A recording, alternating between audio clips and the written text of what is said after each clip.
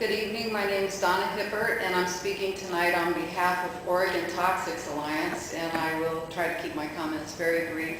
Thank you for having the hearings tonight in Hood River.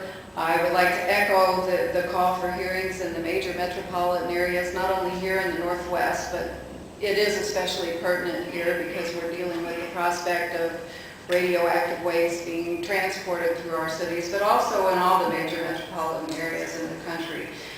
We in the public sector and the nonprofit sector know that we have a tough battle ahead of us in stopping this nuclear expansion.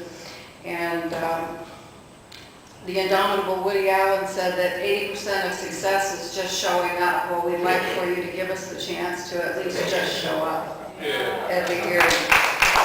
I'd also like to echo the call for an extension of the comment period. I believe that you all went over quite a bit in your time frame in preparing the EIS, the draft EIS, and we'd like for you to give us the chance to prepare our comments fully as well.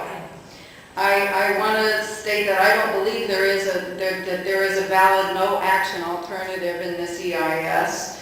All of them assume a massive expansion of nuclear power. And even if you want to leave the alternative energy assessment aside, for there to be a no action alternative, you have to assume no expansion of nuclear power. So let's do that, and if we need to do the alternative assessment in another EIS, then we can hold them up against each other and study the two of them together. And let me give you one side note suggestion for the alternative energy EIS page. I believe just refer to the bailout.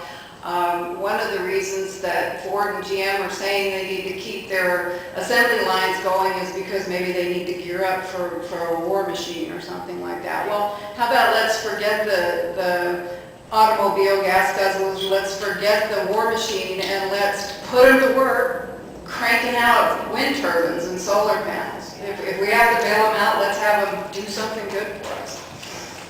And last but not least, I'd like to address the waste problem.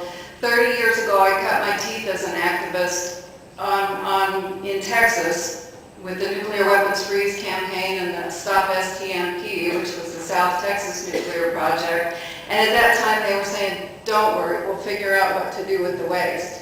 Well, I didn't buy it then. I'm not buying it now. And I think I'll sum up with the words on this issue of Albert Einstein, who said that insanity is doing the same thing over and over again and expecting different results. And that's what we're